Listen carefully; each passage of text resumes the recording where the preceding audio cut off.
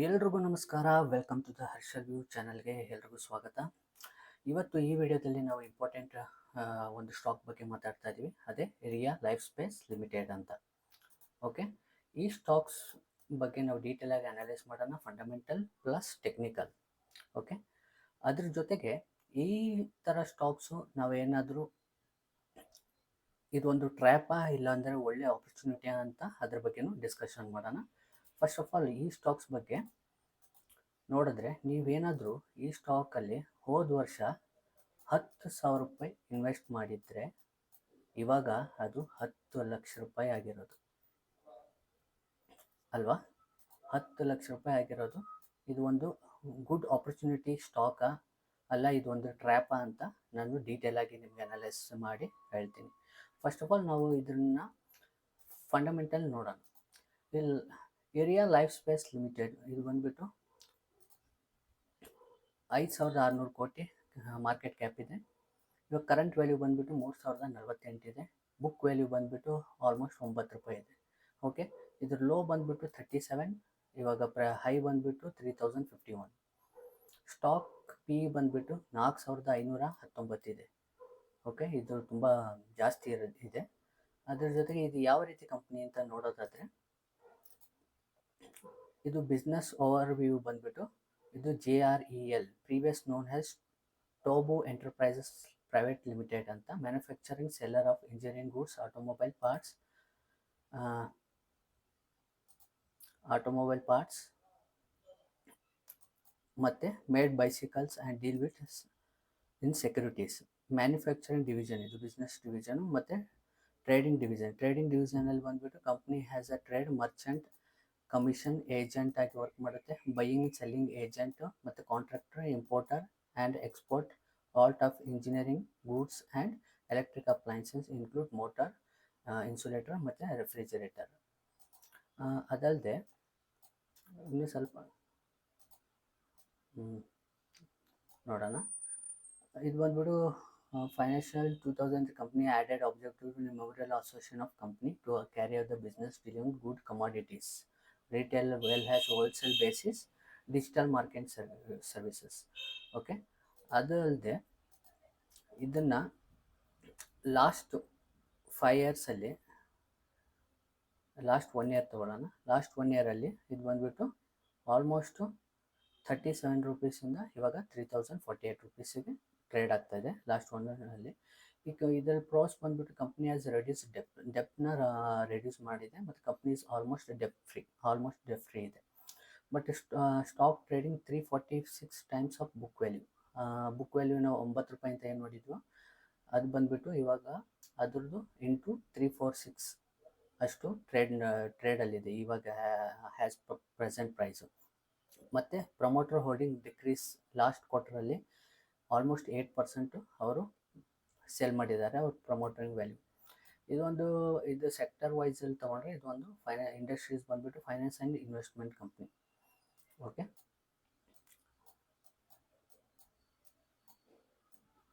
ಮತ್ತು ಅದಿಲ್ಲದೆ ಇದರಲ್ಲಿ ನೋಡ್ಬೋದು ಓವರಾಲ್ ಇದು ಕ್ವಾರ್ಟ್ರಲ್ಲಿ ನೋಡೋದಾದರೆ ಕ್ವಾರ್ಟ್ರಲ್ಲಿ ಇಲ್ಲಿದೆ ಕ್ರೋಸಲ್ಲಿ ಸೇಲ್ಸ್ ಬಂದುಬಿಟ್ಟು ಇವಾಗ ಈ ಲಾಸ್ಟ್ ಕ್ವಾರ್ಟ್ರಲ್ಲಿ 2 ಕೋಟಿ ಆಗಿದೆ. ಎಕ್ಸ್ಪೆನ್ಸಿವ್ ಬಂದುಬಿಟ್ಟು 68 ಲಕ್ಷ ಇದೆ.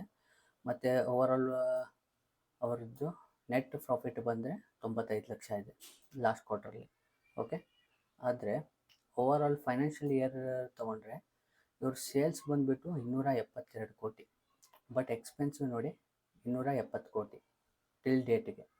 ಪ್ರೀವಿಯಸ್ ಇಯರ್ ತೊಗೊಂಡ್ರೆ 298 ಕೋಟಿ, ಅದರಲ್ಲಿ 297 ಕೋಟಿ ಎಕ್ಸ್ಪೆನ್ಸಿವಲ್ಲಿ ಹೋಗಿದೆ.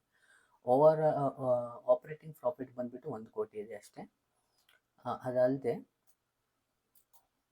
ನೆಟ್ ಪ್ರಾಫಿಟ್ ತೊಗೊಂಡ್ರೆ 1 ಕೋಟಿ. ಇಲ್ಲಿವರೆಗೂ ಪ್ರಾಫಿಟೇ ಮಾಡಿಲ್ಲ ಅದು ಕಂಪ್ನಿ. ಅಂದರೆ ಪ್ರೆಸೆಂಟ್ ಇನ್ನೂ 6 ತಿಂಗಳಿದೆ, ಇವಾಗ ಬಂದುಬಿಟ್ಟು 1 ಕೋಟಿ ಇದೆ. ಓಕೆ, ಅದಲ್ಲದೆ ಇಲ್ಲಿ ಬಂದರೆ ಇಕ್ವಿಟಿ ಕ್ಯಾಪಿಟಲ್ ಬಂದುಬಿಟ್ಟು ಅವರದ್ದು 15 ಕೋಟಿ. ರಿಸರ್ವ್ ಏನಾದರೂ ಇದೆಯಾ ಅಂತಂದರೆ ಮೈನಸಲ್ಲಿದೆ, ಅದು 2 ಕೋಟಿ ಮೈನಸಲ್ಲಿ ನಡೆದಿದೆ.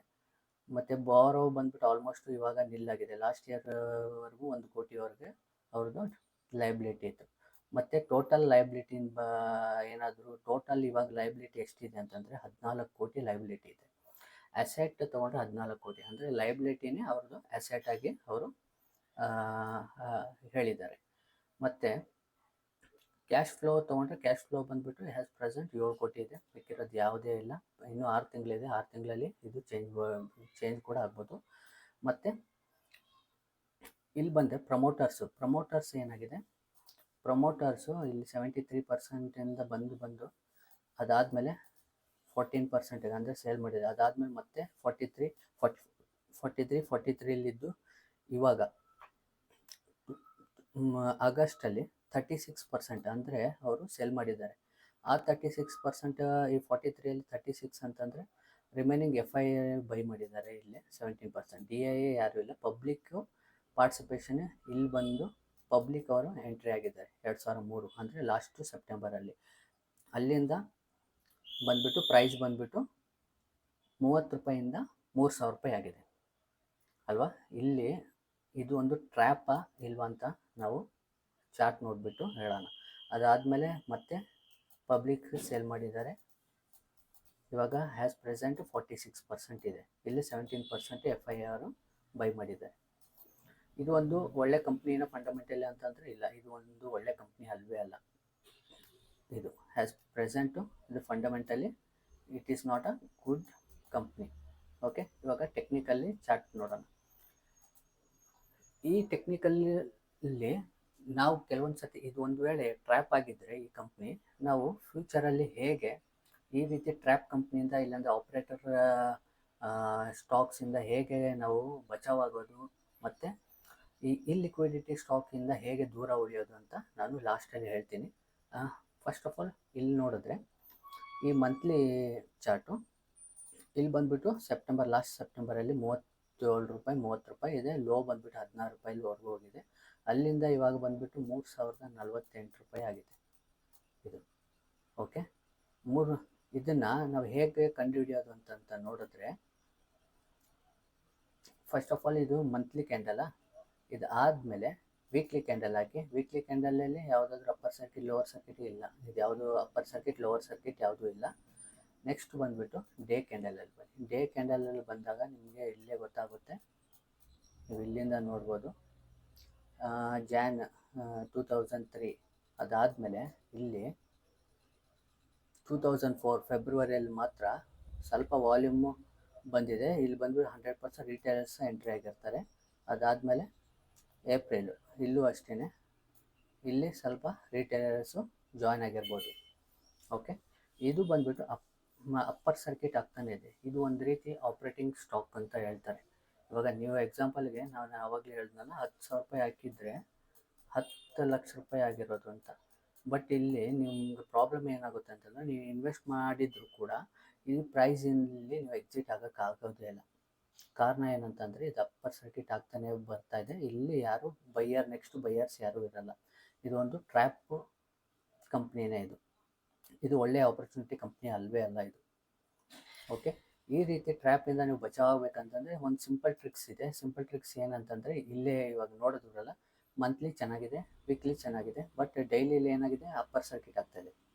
ಅಂದರೆ ಈ ಕಂಪ್ನಿನ ನಾವು ಈ ರೀತಿ ಕಂಪ್ನಿಗಳನ್ನ ಅವಾಯ್ಡ್ ಮಾಡ್ಕೋಬೇಕು. ಇದು ಬಂದುಬಿಟ್ಟು ಲೋ ವಾಲ್ಯೂಮ್ ಇರೋ ಸ್ಟಾಕ್ಸು ಅಂತ, ಅಂದರೆ ವಾಲಟಿಲಿಟಿ ಇರಲ್ಲ, ಪ್ಲಸ್ ವಾಲ್ಯೂಮ್ ಇರಲ್ಲ. ಅಂದರೆ ಜನಗಳು ಯಾರು ಬೈಯರ್ಸು ಸೆಲ್ಲರ್ಸು ತುಂಬ ಜನ ಇರಲ್ಲ. ನೀವು ಒಂದು ವೇಳೆ ಟ್ರ್ಯಾಪ್ ಆದಂಗೆ ಈ ರೀತಿ ಸ್ಟಾಕ್ಸ್ನೇ ಆಪ್ರೇಟಿಂಗ್ ಸ್ಟಾಕ್ಸ್ ಅಂತ ಕರೆಯೋದು. ಓಕೆ, ಇದನ್ನು ಇನ್ನೊಂದು ಕಂಪ್ನಿ ಯಾವುದಾದ್ರೂ ಹಾಕಿಬಿಟ್ಟು ನಾನು ತೋರಿಸ್ತೀನಿ. ನೆಕ್ಸ್ಟ್ ಬಂದುಬಿಟ್ಟು ಇದು ಇನ್ನೊಂದು ಏನಂತಂದರೆ, ಇದು BSE stock. Okay, but BSE ಆಗಲಿ NSE ಆಗಲಿ ಈ ರೀತಿ ಆಪ್ರೇಟಿಂಗ್ ಸ್ಟಾಕ್ಸಲ್ಲಿ ನೀವು ಯಾವಾಗಲೂ ಲೋ ವಾಲ್ಯೂಮ್ ಇರೋ ಸ್ಟಾಕ್ಸಲ್ಲಿ ಯಾವಾಗಲೂ ನೀವು ಇನ್ವೆಸ್ಟ್ ಮಾಡಲೇಬಾರ್ದು. ಅದು ನಿಮಗೆ ಟ್ರ್ಯಾಪ್ ಆಗೋ ಚಾನ್ಸಸ್ ತುಂಬ ಇರುತ್ತೆ. ಇದಾದರೂ 36 ಹೀಗಿದೆ. ಇನ್ನು ಕೆಲವೊಂದು ಪೆನ್ನಿ ಸ್ಟಾಕ್ಸ್ ಬಂದುಬಿಟ್ಟು 0.50 ಪೈಸೆಗೆ ಸಿಗುತ್ತೆ, 1 ರೂಪಾಯಿಗೆ ಸಿಗುತ್ತೆ, 3 ರೂಪಾಯಿಗೆ ಸಿಗುತ್ತೆ, 10 ರೂಪಾಯಿಗೆ ಸಿಗುವಂಥ ಸ್ಟಾಕ್ಸ್ಗಳು ಸಿಕ್ಕಾಪಟ್ಟೆ ಇದೆ. ಇದೆಲ್ಲ ಬಂದುಬಿಟ್ಟು ಲೋ ವಾಲ್ಯೂಮ್ ಇರೋ ಸ್ಟಾಕ್ಸು. ಇದರಲ್ಲಿ 100% ನೀವು ಟ್ರ್ಯಾಪ್ ಆಗೋ ಚಾನ್ಸಸ್ ತುಂಬ ಇದೆ. ಇವಾಗ ಒಂದು ಕಂಪ್ನಿನ ನಾವು ಚೂಸ್ ಮಾಡೋಣ. ಎಕ್ಸಾಂಪಲ್ಲಿ ಲಾರ್ಜ್ ಕ್ಯಾಪಲ್ಲಿ ಯಾವುದೇ TCS ಅಂತ ಹಾಕೋಣ. ಒಂದು ಎಕ್ಸಾಂಪಲ್ಗೆ ಮಾತ್ರ ತೊಗೊಳ್ಳೋಣ. ಇಲ್ಲಿ ನೀವು ನೋಡ್ಬೋದು, ಮಂತ್ಲಿ ಯಾವುದೇ ಅಪ್ಪರ್ ಸರ್ಕಿಟ್ ಲೋವರ್ ಸರ್ಕಿಟ್ ಆಗಿಲ್ಲ. Weekly upper circuit lower circuit ಯಾವುದೂ ಆಗಿಲ್ಲ. ಡೈಲಿ ಹೋಗಿ daily upper circuit lower circuit ಆಗಿಲ್ಲ. ಆಮೇಲೆ 1 ಅವರ್ಗೆ ಹೋಗಿ 1 ಅವರಲ್ಲಿ ಅಪ್ಪರ್ ಸರ್ಕಿಟ್ ಲೋವರ್ ಸರ್ಕಿಟ್ ಆಗಿಲ್ಲ. 15 ನಿಮಿಷ ಹೋಗಿ 15 ನಿಮಿಷದಲ್ಲಿ ಅಪ್ಪರ್ ಸರ್ಕಿಟ್ ಲೋವರ್ ಸರ್ಕಿಟ್ ಆಗಿಲ್ಲ. 5 ನಿಮಿಷದಲ್ಲಿ ಅಪ್ಪರ್ ಲೋವರ್ ಸರ್ಕಿಟ್ ಆಗಿಲ್ಲ. ಮತ್ತು ವಾಲ್ಯೂಮ್ ಎಲ್ಲೂ ಬ್ರೇಕ್ ಆಗಿಲ್ಲ, ವಾಲ್ಯೂಮ್ ಹಾಗೇ ಇದೆ, ಚೆನ್ನಾಗಿದೆ. 1 ನಿಮಿಷಕ್ಕೆ ಹೋಗಿ 1 ನಿಮಿಷದಲ್ಲೂ ಎಲ್ಲ ಚೆನ್ನಾಗಿದೆ. ಈ ರೀತಿ ಸ್ಟಾಕ್ಸಲ್ಲಿ ನೀವು ಯಾವುದೇ ರೀತಿಯಲ್ಲಿ ಇನ್ವೆಸ್ಟ್ ಮಾಡಿದರೂ ಕೂಡ ಒಂದು ಪಾಯಿಂಟ್ ಆಫ್ ಟೈಮಲ್ಲಿ ನೀವು ಪ್ರಾಫಿಟ್ ಬುಕ್ ಮಾಡ್ಕೋಬೇಕಂದ್ರೆ ಬುಕ್ ಮಾಡ್ಕೋಬೋದು, ಈಸಿಯಾಗಿ ಎಕ್ಸಿಕ್ಯೂಟ್ ಆಗುತ್ತೆ. ನೀವು ಆ ರೀತಿ ಸ್ಟಾಕ್ಸಲ್ಲಿ ಏನಾದರೂ ಇನ್ವೆಸ್ಟ್ ಮಾಡಿದಾಗ ಏನಾಗುತ್ತೆ ಅಂತಂದರೆ ಅಲ್ಲಿ ನೀವು ಅಂದರೆ ಒಂದು ಟ್ರ್ಯಾಪಲ್ಲಿ ಸಿಕ್ಕಾಕೊಳ್ತೀರ, ನೀವು ಆಚೆ ಬರೋಕ್ಕಾಗಲ್ಲ. ಓಕೆ, ಇವಾಗ ಅದನ್ನೇ ಮತ್ತೆ ನಾವು ಅದೇ ಕಂಪ್ನಿನ ನೋಡೋಣ.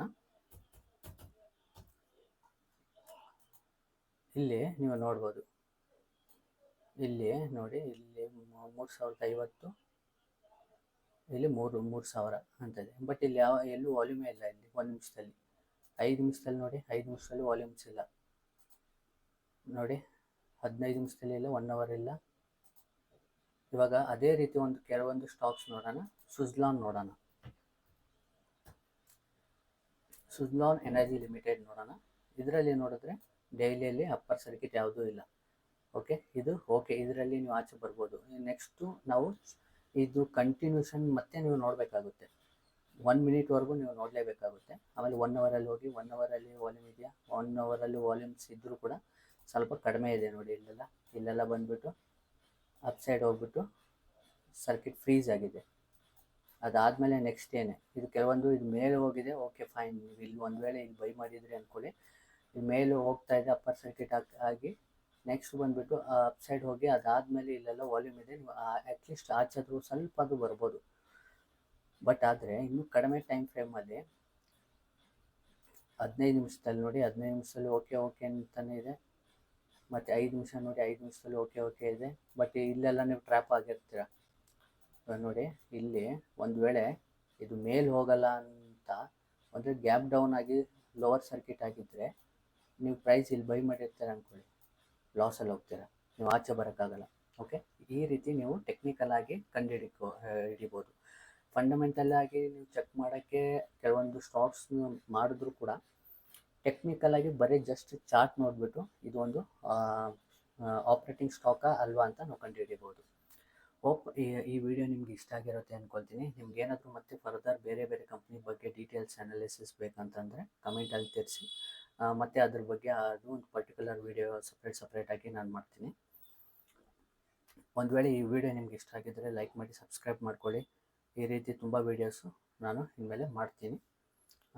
ಎಲ್ರಿಗೂ ಧನ್ಯವಾದಗಳು.